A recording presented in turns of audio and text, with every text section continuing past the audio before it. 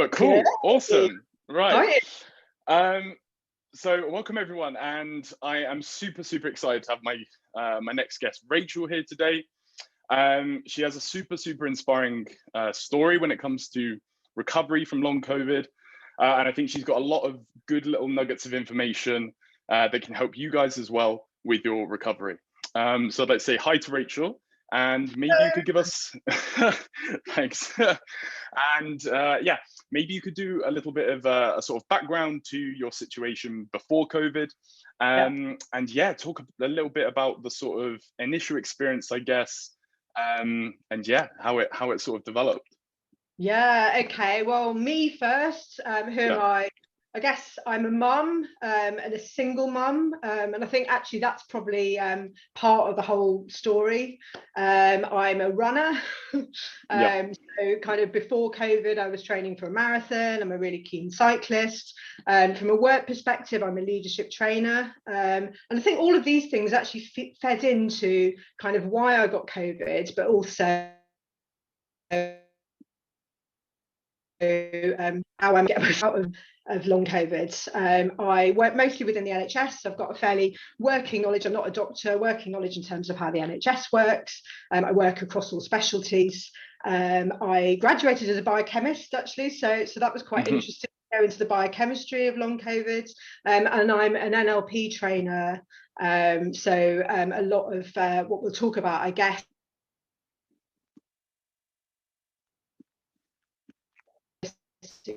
programming, so that also is really helpful. So that's kind of me and a background to me. I got COVID in December through my daughter, through her dad, through his lodger. You know, classic, you kind of exactly where the lineage came from. At the time, I think my greatest worry was the fact that I did not want to be that parent that meant that the whole class isolated. So that was my at the time, that was my greatest worry, that that I was responsible for homeschooling. What then happened was that not only did my daughter have it and I had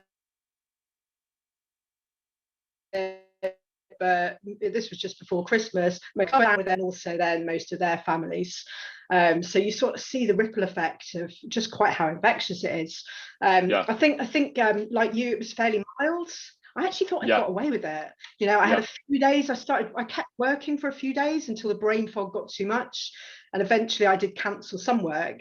And then I kind of enjoyed it. We ate Domino's and various takeaways most days. We binged on films. We had 10 days of kind of just, it's quite nice. I thought I'd got away with it. I thought because I was really fit and I'd been marathon training that I'd actually got away with it. I even posted on social media, I've got away with this.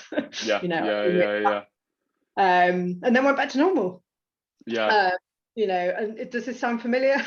It sounds super familiar. I think a lot of people are in the similar boat. I had a similar thing of I actually sort of almost bragged after it. I was like, what was that? What even was COVID? Had a few days of feeling a bit rough, and then sort of went back to life as normal afterwards. But I think, as you'll probably elaborate on, that could well be, and I think that, you know, a lot of people relate to that, could well be the demise in our sort of development from standard COVID into long COVID as well.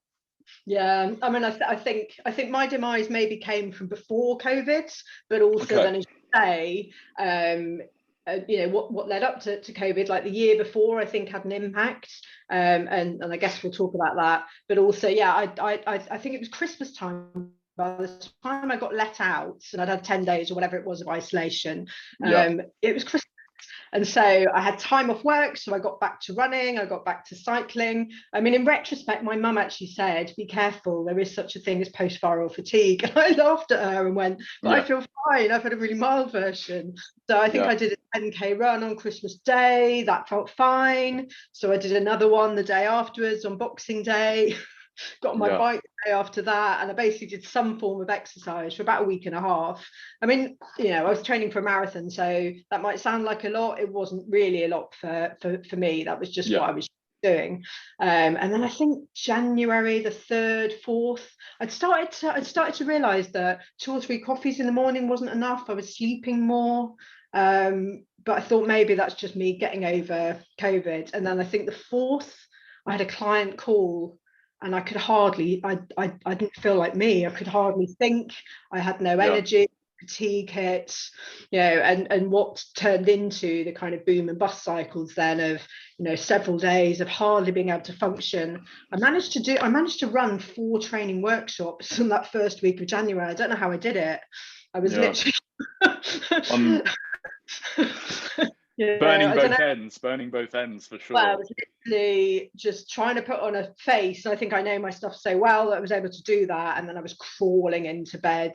But you know, after about a week of kind of just debilitating fatigue, I kind of got better again. I thought, okay, well, there's just a tail end of COVID, and so I back on my bike, had a couple of weeks that were normal, and then boom again, you know, pins and needles, burning throat, burning back. And I think I had about 4 or 5 relapses. Each one was about, I don't know, 10 days, and then there'd be a few days of normality and then back again. And I think I worked out after a while that exercise wasn't good. Yeah. You know, that was definitely a trigger for you.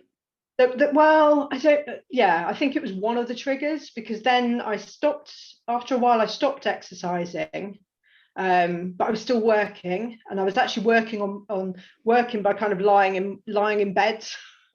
And then I still had crashes. So the exercise, looking back, wasn't the kind of the only thing going on for sure. No. There were other things, and I think I noticed a pattern. I started cancelling work.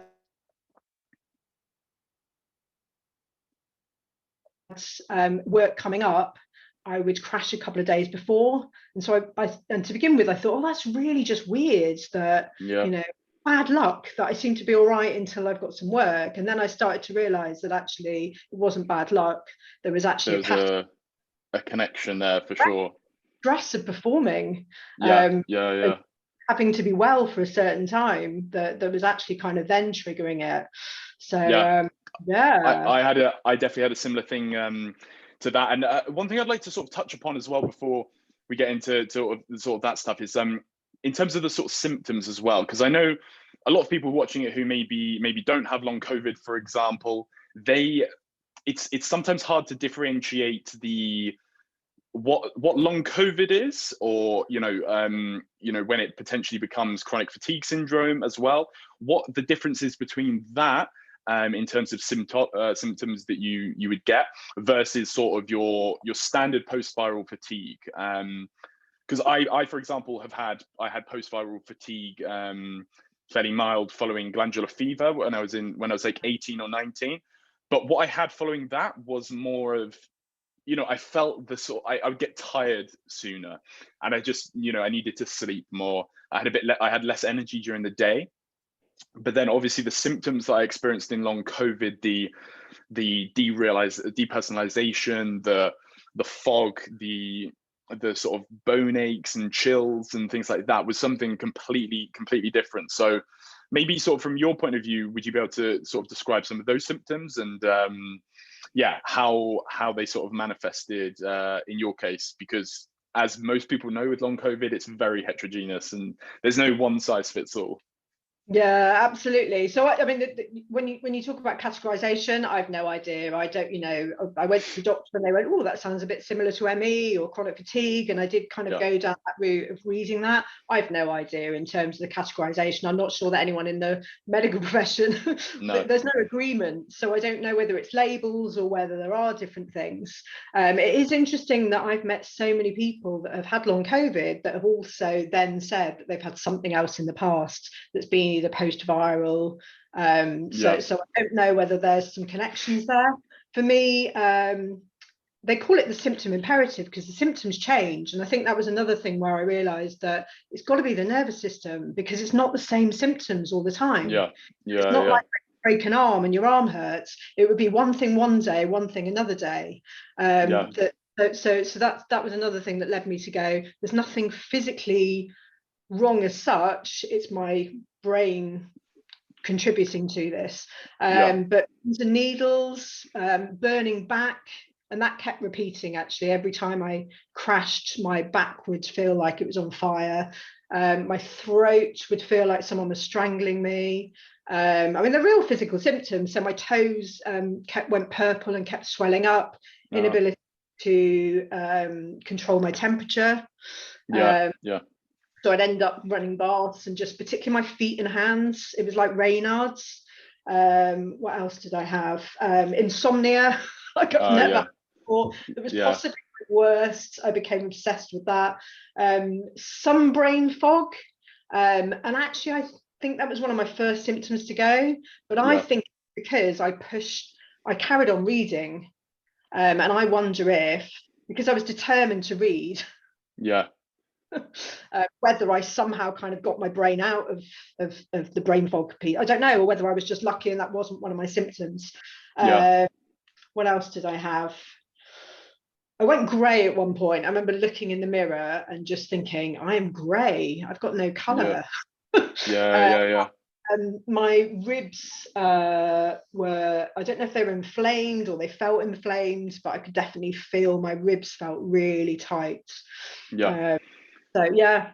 So a whole, and do you have a host of it? Did you have some of those sort of feeling of the underlying sort of anxiety and the sort of depersonalized, just not feeling, it's so difficult to explain to people, but the feeling of just not being quite right. There's something not functioning properly in your brain. There's like almost like a smog. I describe it as like needing to be sort of reset. I need to just wash out my brain and everything sort of to get a reset. But obviously you can't quite do that. Was that something that you faced?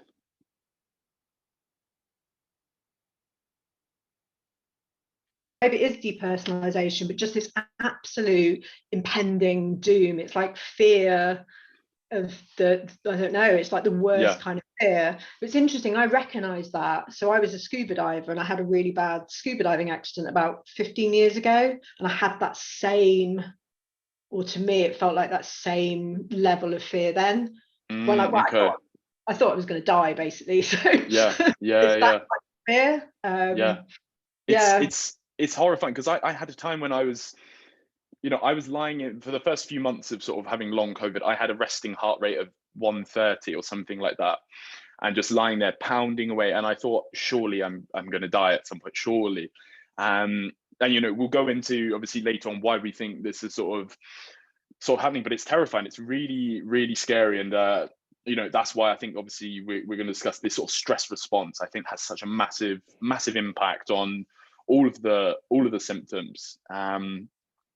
And the effect that they have on other people as well.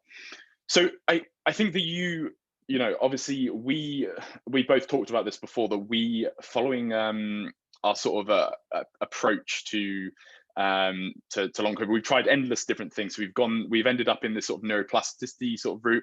But I know you mentioned obviously you're from a biochemist point of view, so I'm sure you probably saw all the stuff about the NAD+ deficiency, the monocytes, the micro blood clots, the viral reactivation, all of this sort of stuff.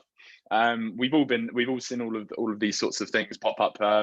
Maybe you can talk briefly about your sort of the things that you tried, the sort of routes that you went down, and how you ended up getting to the route that worked for you, and that started getting you where you started to see results and get you better.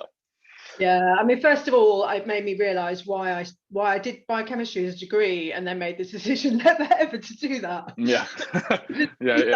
Really complicated, and I find it fascinating that I've got a degree in it and I just about understood it.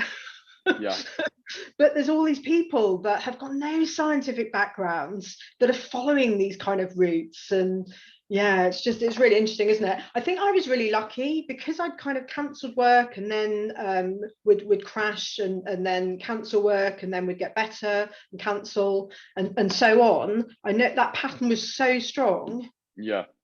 Right from the beginning. I think I just got lucky that that I kind of knew that was the thing that was toppling me. And so I very quickly I have an NLP background anyway, and NLP is all about the kind of study of subjective experience and what we perceive as real, not necessarily being real. And it's all about the mind, body, and our beliefs and our thoughts anyway. So I think I was probably kind of ripe for that anyway. Someone very early on mentioned the Gupta program, and I think again I was lucky that was in the second wave. So of course, kind of coming out. So very early on, I did the Gupta program, which I'm sure we'll talk about, and I'd already kind of clocked that stress was a big thing. I don't think I realised quite how big, and I don't think I knew what stress was at that point. I thought it was just emotional, but it was certainly kind of key. I forgot where I'm going with this now. No.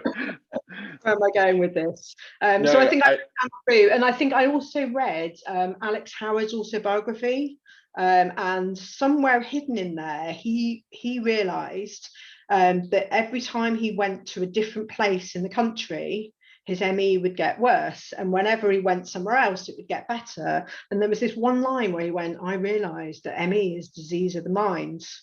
And because I'd had the work thing and the pattern there, and I'd started doing the Gupta program, just all these things kind of made me go, that's what it is. And so I was following that route quite early on. But I think I then strayed the path a little bit. Like the biochemistry thing was a bit of a red herring. Someone told me about the low-histamine diet, and I followed that for a couple of weeks, and that was a red herring. But I got really confused by it. And I bought a curry at some point, which obviously didn't fit into that. And then I just kind of thought, actually, I want to enjoy my foods. I don't want to go down that path. So I just didn't. Some of these things are just luck in terms of what theories you kind of and what protocols you go down initially that you get exposed to. Make a difference. No, for this long COVID. For sure. Sorry, I broke up then a sec, but you were saying?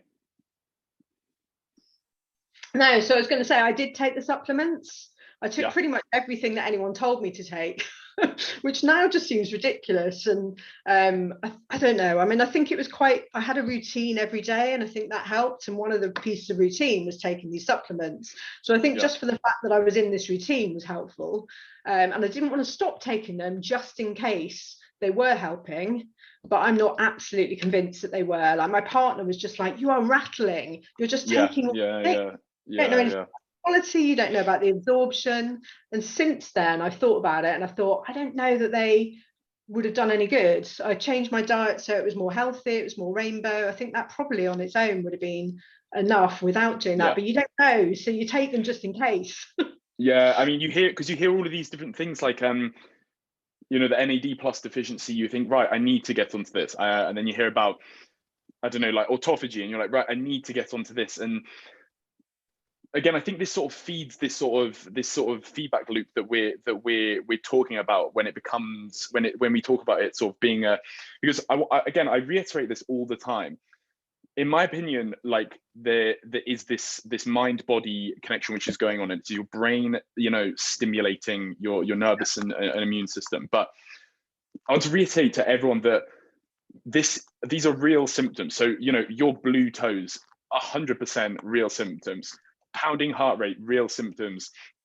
Your this malaise that you're feeling, real symptoms as well. But one of the things that really grasped me by surprise is when you know, a lot of these neuroplasticity programs talk about glimpsing health. Why is it that sometimes with people with long COVID, we feel normal, we feel completely normal when we're fully immersed in, I don't know, speaking to friends, or maybe we're doing an activity, yet when that finishes, we suddenly feel terrible again? That's not normal. That's not, for example, if you have a underlying, you know, autoimmune disorder or some underlying condition, you will feel consistently rubbish all the time.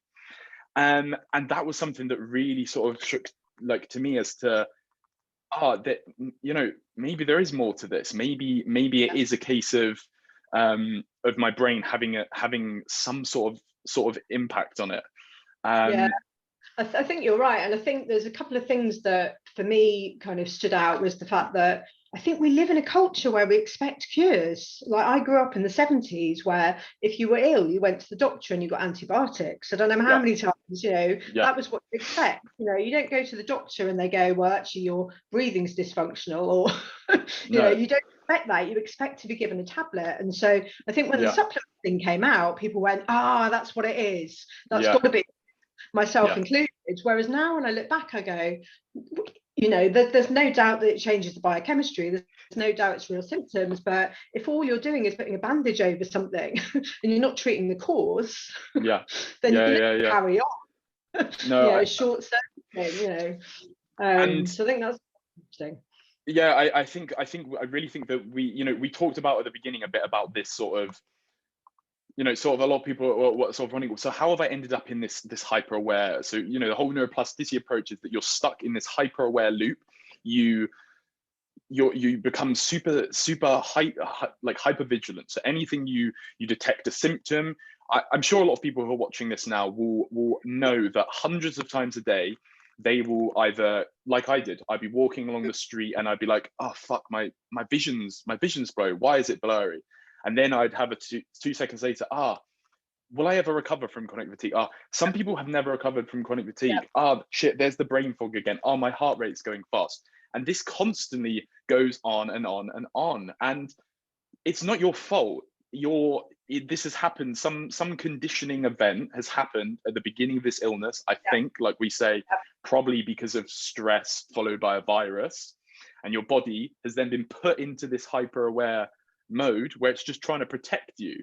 So every time it becomes aware of these little symptoms, it does what it would want to do in terms of survival and be like, whoa, floods the nervous system, floods the immune system. But then obviously it leaves you feeling like crap.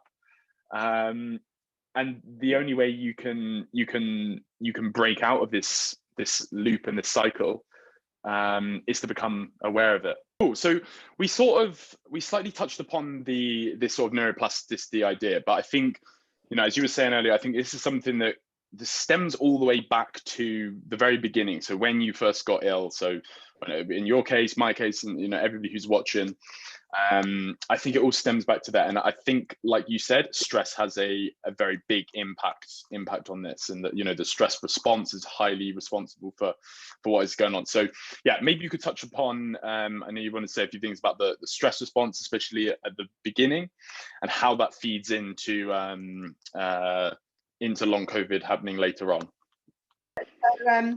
So I've got quite a strong formed theory of this, in that in order to think about why I got long COVID, it's thinking not just about getting COVID and what happened afterwards, but actually going back for a period in my life. And if I think back to, about 15 years ago, I nearly killed myself in a diving accident, and I didn't. And then from then on, I joined this group called the Yes Tribe, and I was all about just saying yes, and and I lived life to the full. I've traveled all around the world, and then even when I had my daughter, I was like, not going to let that stop me. I'm still going to work full time. Working was mostly in London. I live in Bristol. I lived just a really hectic life. And looking back, a lot of my friends went, how do you fit so much in? And I just thought I was multitasking. But actually what I now realize is that my stress bucket was really full. And I don't think I realized what stress was, but for me, stress is physical. So I was training for a marathon. It's mental. I was constantly thinking about who's going to look after my daughter, where do I need to be, what bag, what hotel, what are we doing this week, what are we doing next week, what have I forgotten, and then the emotional, mental stress of performing for work. Do you know what I mean? It's just busy, no rest time. And whenever I had a bit of time to rest, I'd be thinking about what else could I fill that time with. So I literally think of stress as like this bucket of physical and emotional and mental stuff. And then COVID comes along, and it's just that extra little bit that you can't cope with. You can cope with COVID, but you're already maxed out. So I genuinely now of COVID just as burnout. It wasn't COVID per se, that was just the final straw that just burnt me out. And then when I tried to get back, I think my nervous system was already just burnt. Then back on the horse, your system just goes, whoa, stop what are like you doing, and so it tries to protect you by essentially kind of all the fatigue and everything else. I think it's just warning signs to go stop. And I don't know I didn't. I thought, oh well, you know, I've pushed through before, can Yeah, push through again, you know. And and then I think because that happened a few times, you start to then say, time anything happens, you're so hypervigilant because it's so scary, isn't it, when you can't function, that you then start setting up these patterns that you think, okay, well, was it because I walked, I did that, or was it because I drank this, or oh, I ate some sugar, could that have been it? And then yeah, before you know yeah. it, you know, You're in this. everything looks like a possibility, you know. Yeah, I mean for sure, because I know like some people get so chronic fatigue syndrome, which is very similar in terms of the symptoms to long COVID. Very much presents itself how it typically comes after a bacterial or viral trigger, but it can also come after burnout. So literally just burnout from work. And again, I think this comes from, you know, you're pushed to your very limits. I think that's a very common thing with people with long COVID.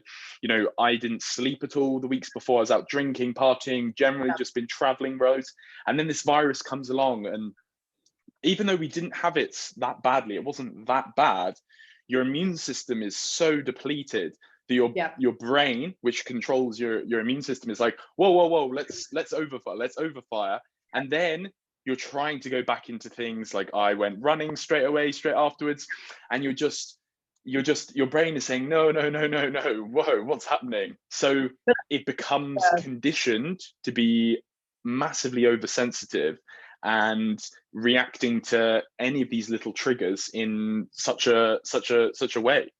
Yeah, and what I realised, I listened to this book a couple of weeks ago called The Intelligent Body, and what I didn't realise is that your brain doesn't know the difference between the different stresses. So it doesn't know the difference between cognitive, emotional, physical. So when you then get back up and your brain, you're already in fight or flight because of the virus, and then you get back up and do some physical exercise or some mental exercise, you know, it just can't cope. It just goes, oh, you're fighting. So it just carries on in fight mode, and after a while the fight mode doesn't switch off. I mean, in the end, out of all the biochemistry, everything else, the protocol I followed was, I'm in fight or flight. My brain hasn't switched off. It still thinks it's fighting a virus. That's why I'm getting all the virus symptoms again and again. If I can get rid of that, then that's my starting point. That gives me some control back, you know. And then it was a case of, okay, what are the different stressors? And part of it was my reaction to stress as well. I don't think I was that good. Things would trigger me emotionally even before COVID, and I would take time to come round to them. So I think I've got much better now at not reacting to things. You know, if people say things, I don't have to take that invitation to get mad or angry or upset by them, and kind of just collectively go, that's them, that's not me. And I think I've got better at doing that. For sure. And I think this explains why a lot of people relate to this sort of, you know, tired but wired feeling. So you're knackered, but you're lying there and you can't sleep because your brain just feels like you're switched on. You've got this heart rate which is pounding. And again, I think this is all comes down to because we're in this fight or flight mode. Another thing I want to make people aware of is when, you know, we're talking about the brain obviously being in this fight or flight and triggering the nervous and immune system. And, you know, like me, for example, a while ago, it's like, wait, but the immune system, what do you mean with the brain? Like, the brain doesn't have anything to do with the nervous system or the immune system. The immune system is just, if you're ill, it reacts, right? And like, there was a very interesting study where they gave some rats, I've talked about this before, they gave them some sugary water with some immunosuppressants within the sugary water. And they gave it to them. Obviously, their immune system was dropped. They did that several times, and then they gave the rats just sugary water. And what happened? Again, the immune system dropped. And that's not because there's some virus in their system that the immune system is reacting to. It's because the brain is conditioned to say, we associate that with flooding the immune and nervous system. And the exact same thing, I think, is happening in long COVID, whether it be, he's going for a run, or like we talked about earlier, the body scanning and there's that symptom. So your brain goes, right, okay, let's turn on the immune and nervous system, and hence you feel terrible. And that's why you feel okay when you're distracted. It's Pavlov's dog, basically. You know, it's that same experiment, but just with humans. I mean, I think it's interesting, the mind-body thing. I don't know why we can't get our heads around this, because if you think about it, like I've just done my first half marathon after COVID, and I went to the toilet about 5 times before the start, Yeah, within about an yeah, hour. That's not normal. That's mind-body. I was so nervous. yeah, That's what we do when we're nervous. Our heart rate goes up when we're nervous. yeah, Our blood pressure when we're stressed goes up. yeah, yeah, When I yeah, was doing my A level, like awful kind of eczema, that was stress related, I'm convinced. So yeah, there are lots of examples of, people get ulcers, chronic stress. And I think what I've seen is a pattern of people, that they're either people like us that are just busy people, loving life, burning candle potentially, or I think there's quite a lot of people, I've spoken to a lot of people this week that all seem to have lost a parent in the last year. A kid, yeah, some kind of trauma or something emotional, either in the last year or something significant as a child.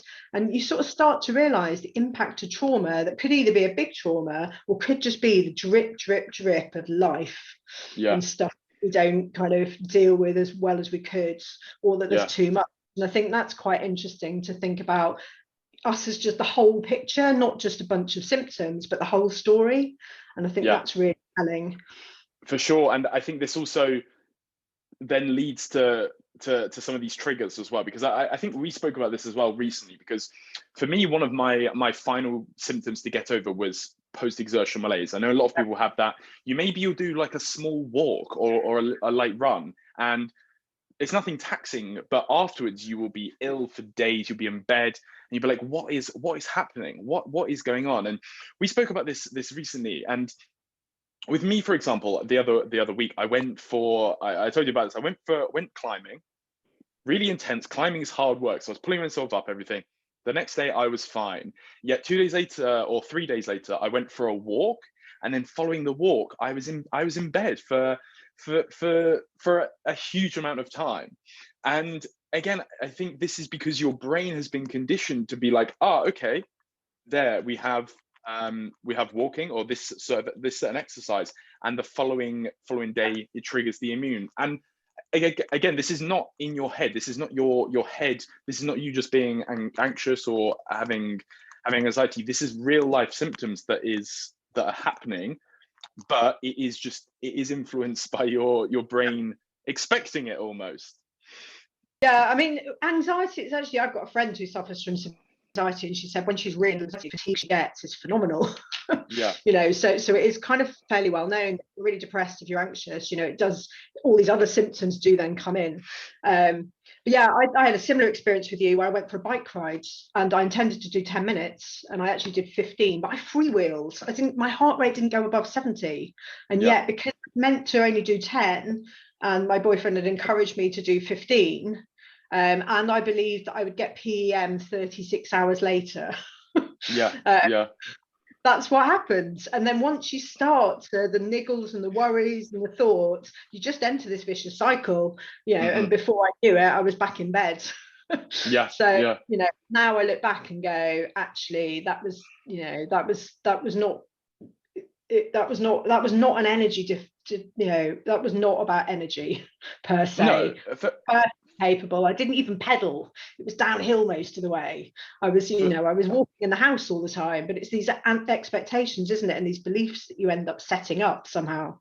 yeah, for sure. I mean, that's not a natural. For example, like I'd be out running and I'd be like, I am full of energy. I feel good. It is not simply a case of your energy is depleted. Yeah, so you're back. So I really don't think that is the case. I think it is this conditioned response that, again, I highlight, this is happening unconsciously. So when you're not aware of it, you don't have a control over it. One thing that really highlighted this to me was I was at one point thinking about, I remember I was thinking about going out with my friends later the evening or something like that. And then I thought about us drinking. I thought about us having, a drink of alcohol. And I would get set off. If I had a sip of alcohol, I would be bedbound for a day or 2 days even. Yeah. And just the thought of that, just the thought of the alcohol when I was thinking about doing things with my friends, suddenly I felt this, a lot of you be familiar, you have this feeling of dread that goes straight through your body almost. You're like, oh, fuck, I can't do that. And again, this is a case of this brain, again, triggering your nervous and immune system. And it's not just anxiety or things like that. Your brain, as we talked about earlier, has been conditioned to do so in order to try and protect you. And that's what it's trying to do. Yeah, and it's so there's a couple of things that sort of helped me and didn't help me in equal doses. One was I was encouraged to write a diary. And I think that probably in the end was the thing that got me out of long COVID, but also didn't really help because I started priming my brain. I'd look for patterns. I'd go, that's because I ate that donut that time. That's why that happened. And the other thing was someone told me about something called tuning signals. And she said, basically, there'll always be a sign that you're about to crash. And for me, it was anxiety and tiredness were the first two things that would happen.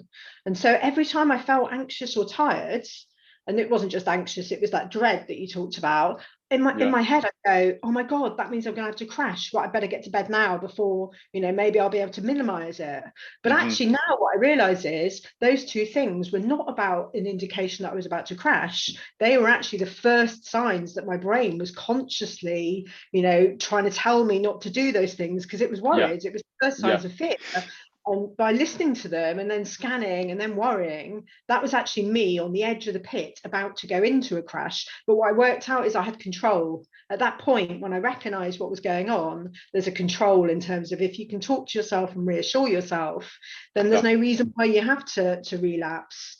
And there's a brilliant podcast by a lady called Nicole Sachs called The Cure for Chronic Pain, and she talks about this, and she says that relapses, well, there's one podcast where she says relapses are part of the healing process, but when I listened to it, what I got was it's your reaction to the thought that you might relapse that causes the relapse.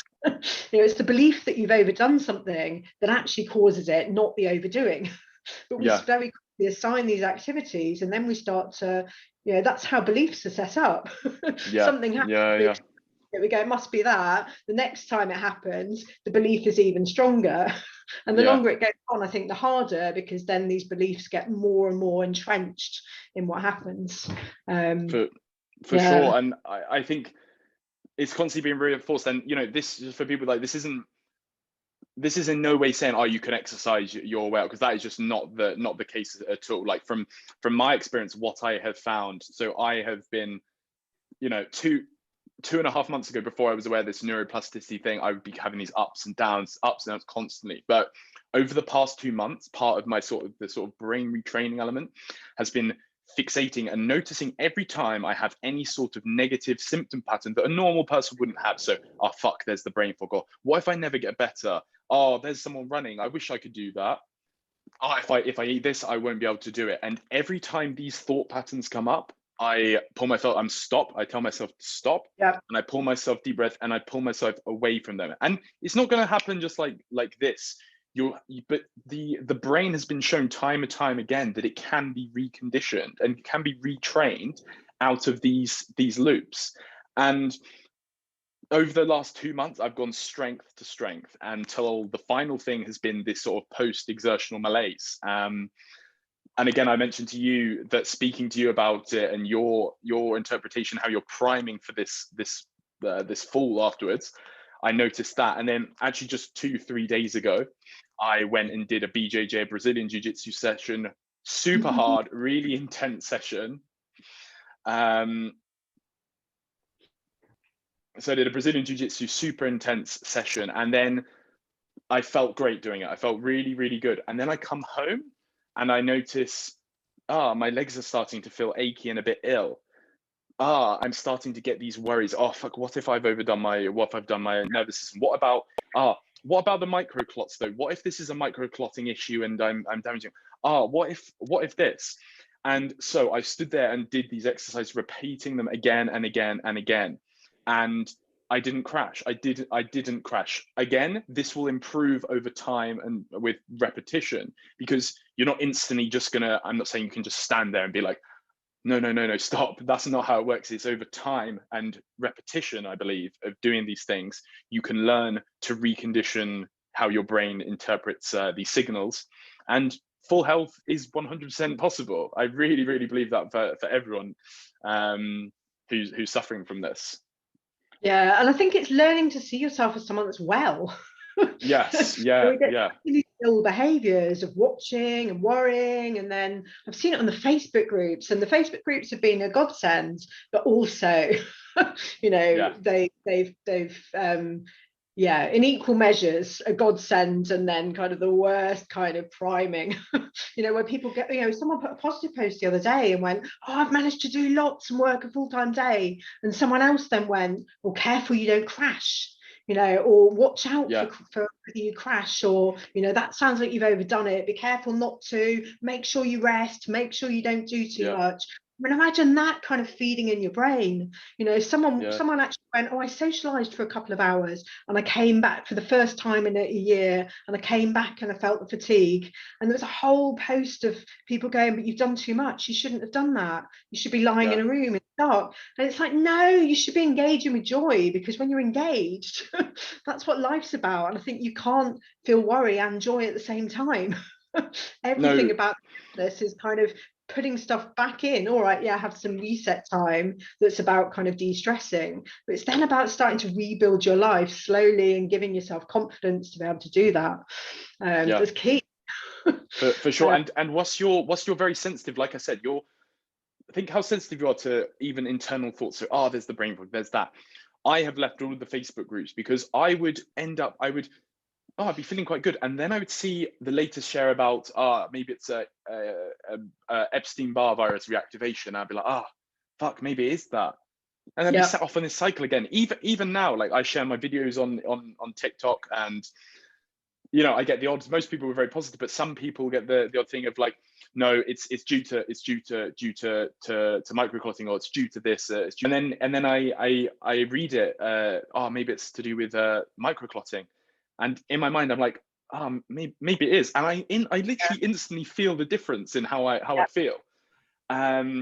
So I just think that this, like, it seems so bizarre. It seems so bizarre because I know I've been there, and I've been like, right, I need a pill. I need something to sort, because I feel so off. But this conditioned brain is truly a real thing, and it can be worked on. I like, there's actually a study, a really interesting study that was published fairly recently, a neuroscience study, and it was about curing chronic back pain. So a lot of people obviously have back pain, but in 85% of cases, there's not actually something wrong with the back. It's more a case of there was, and now you're scared of moving in different ways. They did literally, this is a scientific study that's come out. They had 3 control groups: placebo, where they injected saline into the spine and were like, oh, this is going to help you. One group with usual care. One group, they gave this pain reprocessing therapy, which is essentially, again, similar to the retraining techniques of becoming aware of the symptoms, reinforcing your beliefs about them. And they saw a decrease in symptoms of 3 times the amount, nearly, compared to the other groups. And again, those people were experiencing real pain, but pain is your brain's interpretation of what is going on. And, you know, it's a super interesting area that I think has a huge potential, but is sniffed and snubbed a lot by me as well. A few months ago, I was like, that's rubbish. But and it's funny, once you start to believe that, I look for examples everywhere now. And I notice patterns of people that have chronic pain, and then I realize that actually they're very similar personalities, and they're often people that there has been some trauma or some worry or some fear, or maybe there has been originally some kind of break in, an ankle or something that's actually kind of been a triggering event, but then they can't find a reason. All the tests come back normal, and yet they still have this pain. And I think there's the similarities between long COVID and chronic pain. I think there's lots of similarities, aren't there? But it's what you 100%. Say to yourself matters. I was very clear right from the beginning. My partner actually told me that I needed to be very positive, and to begin with, I think I was like, what do you mean I need to be positive? I've got all these symptoms. Yeah. And then I kind of thought about it, and I thought, he's right, mindset's going to be everything. Very Yeah. early on, I thought, do you know what, I need to actually be, what I say to myself matters. If I'm telling myself it's going to take 2 years, it's going to take 2 years.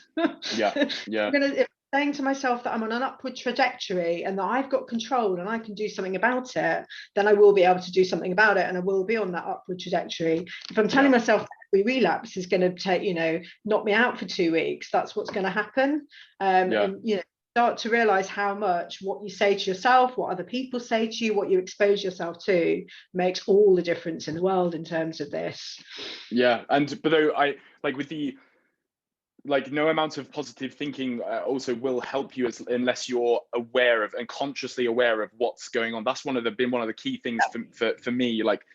Throughout it, I've been determined to get better, but also been at a loss of why is this happening? But when I fully understood that it is my brain that's been conditioned and everything about that sort of hypothesis made sense to me, I was able to realize and then become aware that my mind is unconsciously doing these loops. And now I was saying to you earlier, I've almost declared war on that inner voice, of doubt. And every time it happens, I stop and I deep breath in and I pull myself away from it. And I've repeated that. And it wasn't easy. I'm sure you'll attest, and I'd like to briefly talk about how exactly you got to where you are. But it is hard. It's really hard work, because you've got to be disciplined with yourself with these horrible thoughts that come up. And you've got to tell yourself, no, stop, and pull away from them. And it's brutal. It's really, really difficult. You've got to be really tuned in and really be straight laser focused with it. But it is possible. And it is more than possible to do. I think that's it, isn't it? It's not about just positive thinking. It's not about being typically British and kind of wearing a smile and kind of putting up stuff. And it's also, they talk a lot about acceptance. And I think there's a part that maybe acceptance is useful, but acceptance isn't resignation. And so I think you're absolutely right. I mean, I got on my bike for 30 minutes once I decided that, that I realized what the PM was and I was going to beat this thing. I got on my bike, I got my heart rate to about 180. I need to check Strava now. So cycle for 30 minutes. That was way more than I'd done before. 36 hours later, I've never felt the dread, the backburn, the throat, everything come back on. But I kind of felt like I knew it. I think I'd been expecting it, which is why I probably got it.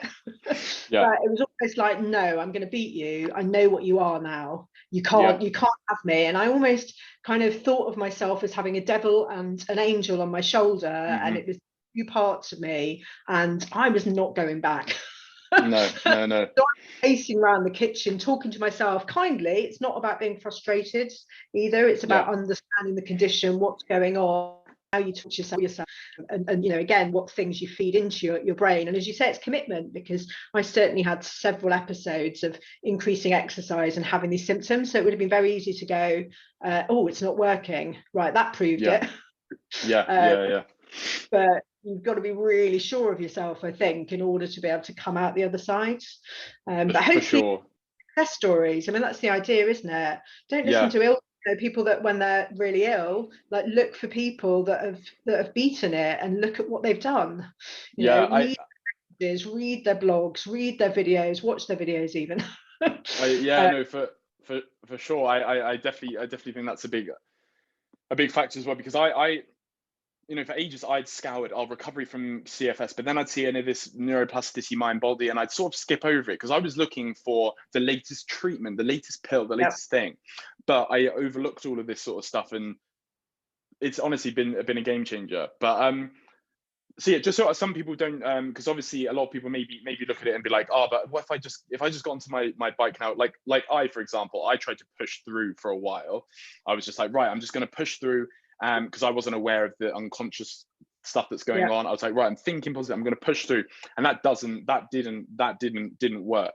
So maybe you could talk a little bit about your general stages to recovery, because obviously you had that initial phase where you needed to rest for a bit of time, and then following that you needed to get your brain and start working on this unconscious loop that's happening, and then you know, what you did following those sort of stages, I guess. Yeah, I mean, I think my beliefs changed as I've gone through, but I took the decision to take a month off completely. And in my head, I thought, right, I'm just going to rest completely. And I almost went to stay with my parents, and then I couldn't work out how to get the train there because I was so ill.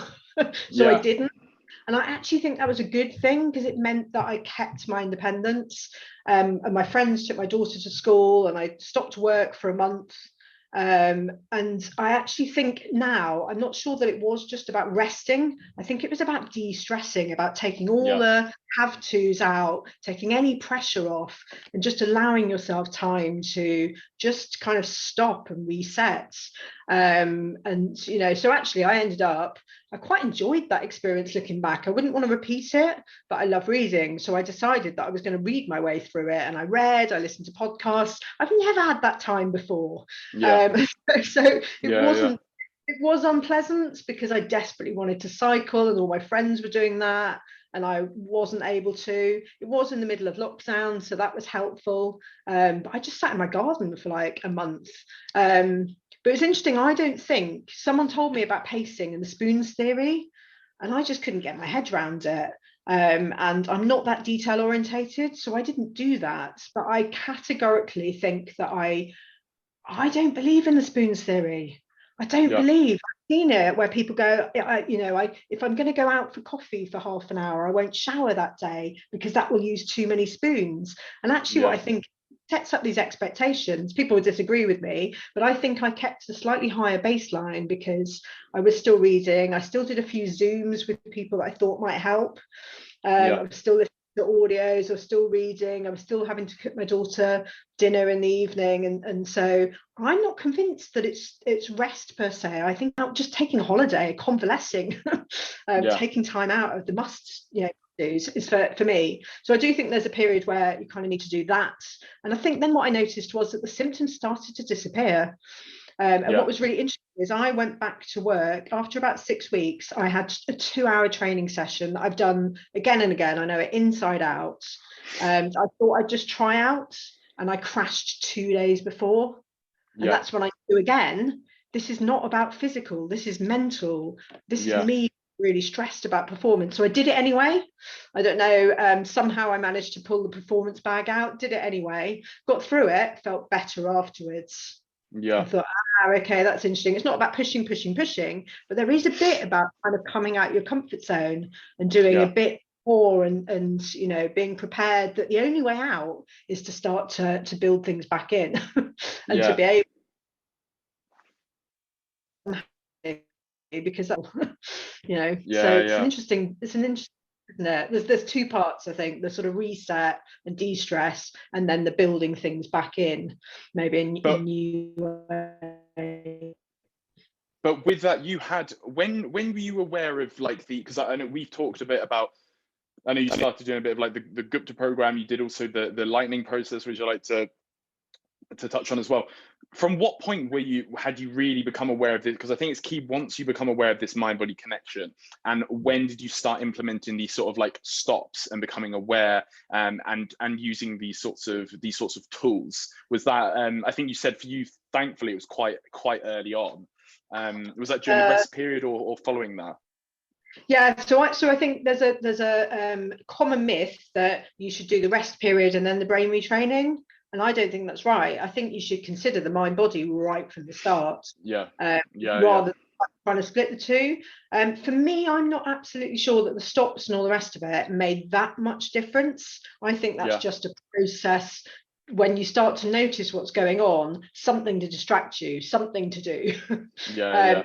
The biggest thing, I mean, I wrote them down. So from the Gupta, there's one module where he talks about all the worries and all the thoughts of, what if I never get better? What if it's this? What if it's that? What if it's something more sinister? And as soon as I heard it, I thought, you've been reading my brain. That's what's happening. So just that made a difference. He talked about re-engaging with joy, and and getting outside into nature. And I thought, actually, that's kind of key, and having a routine in the morning. And I think that's key, because these are all things that healthy people do. He talked about parts work, and I definitely found that helpful, that there was a part of my brain that wanted to be back in achiever mode, but there was another part that was trying to stop me.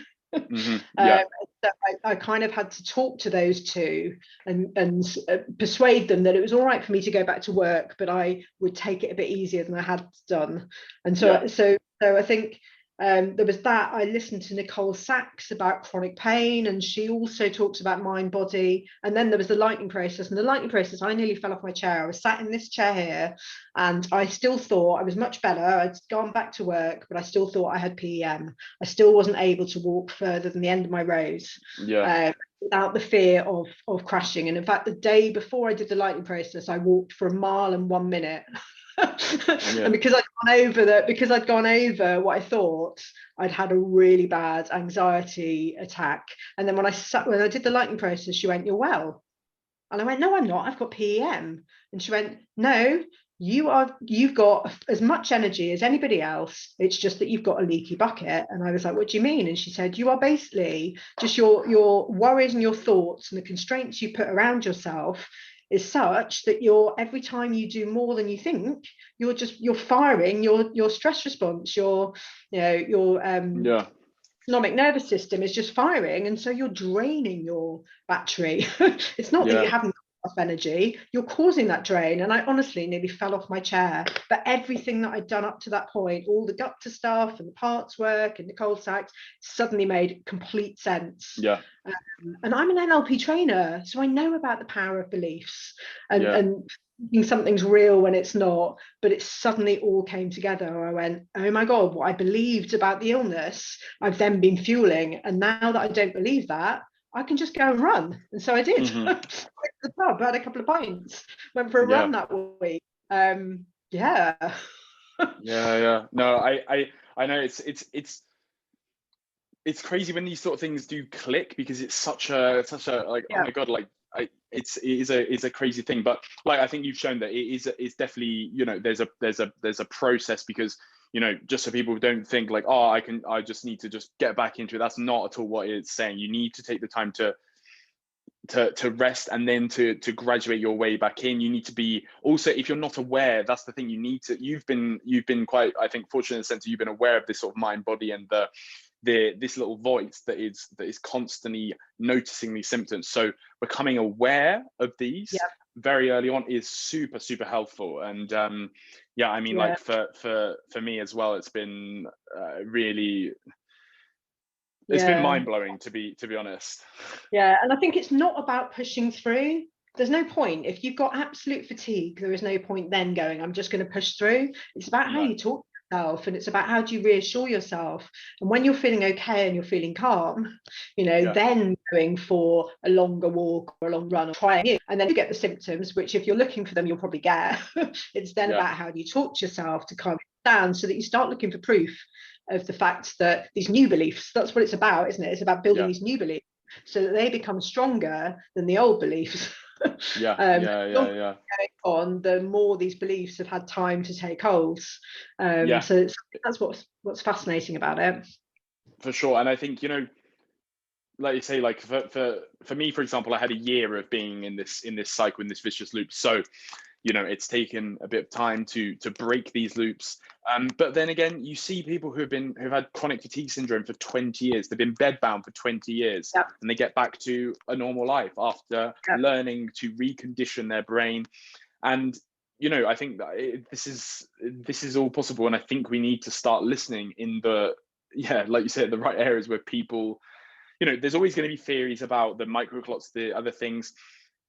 A lot of people say that is again triggered by your brain caused. I mean, your brain caused and all these toe issues, all of these other things. Firstly, obviously, is chronic stress. That's exactly what it is. It is possible to die of a broken heart, literally. I forget the illness. It's got a Japanese name, but it is. If you're, I work in the NHS, and one of the doctors was talking about the lady that plays Princess Leia, Carrie Fisher. So she died on Christmas, and her mum died a few hours later, and they reckon that was a broken heart, and it actually causes them physical things to happen in your heart because it's so traumatic, that it is possible to die from things that are really bad emotional things. So anything's possible, I think, in terms of this mind body. I completely agree. I'd say, obviously, to everyone watching, like, I was obviously very skeptical about all this sort of stuff. That I'm from a science background. I very much like, right, the science, and also I thought there's surely there's something wrong, like, that I need to fix in terms of a pill or something.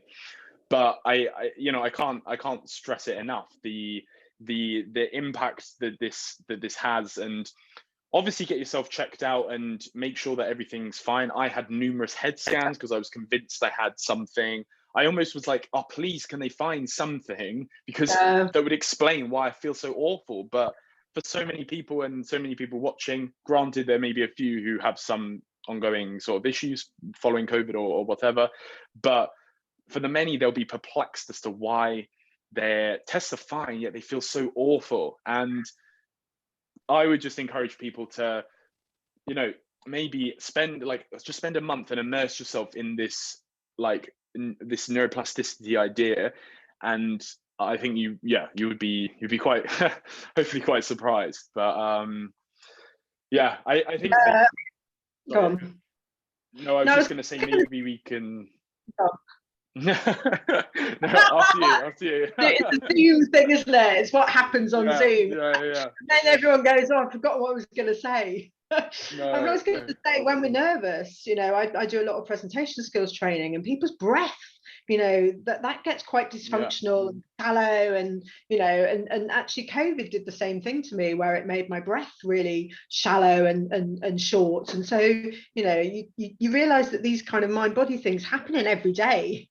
This is not just COVID, it's just that the fear has been so much, and for a lot of us, we've never been ill before, that even if there's physical damage, what you put into your brain matters. What you feed your brain with, your body is going to be for your body to be in the best state to heal, if you can sort of out, basically get out your way in order for your body to do its job. For sure, I completely agree. And so maybe we can finish on a sort of word of hope, because from whilst I was in the midst of the illness, I was searching for people who had recovered. So maybe, obviously you've been super ill, you've been bedbound, you've been at the worst points, and now you're back to running half marathons. I think maybe you could leave us with a little overview of like where you've come from to where you're at now, and like a message maybe of hope, and advice to people who'll be watching this. And so I was bedbound ill. At my worst, I was grey, and I used to ring my mum in tears, just going, I want my old life back. Why can't I just have my old life back? I was pretty desperate, and I've gone from that to now fully recovered from long COVID. It's taken me months. I've had to put in the work, but I've got there, and I've now done a couple of half marathons. I've just booked to hopefully, cross fingers, do the London Marathon next year. So absolutely, it's possible to recover.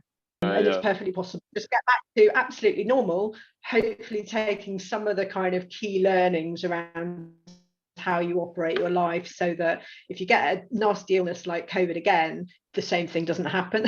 I think that's useful to kind of definitely going forward. I think that's great. Well, thank you, Rachel, so much. I've really enjoyed this conversation, despite a few technical issues. I really appreciate it. Like, honestly, super inspiring, and I think it's something that everyone can take away from here. It's so possible, and I know when you're in that horrible rut and you don't know whether things will ever be the same, whether you work the same, but you can take it from us. I've been back doing BJJ. You've been back doing half marathons. You will get back. You can get back to full health. I look forward to seeing all the recovery stories coming out as well. I've just applied for the London Marathon, actually. Oh, awesome. So, cross fingers. Awesome. So I will add a few resources in the comments, in the bio. I'll also put Rachel's blog in there as well, because it's super interesting. Some really insightful stuff there. You're adding to it quite regularly, I think, as well. So I'll put that in there. And yeah, thank you so much for your time. Really appreciate it. You're very welcome.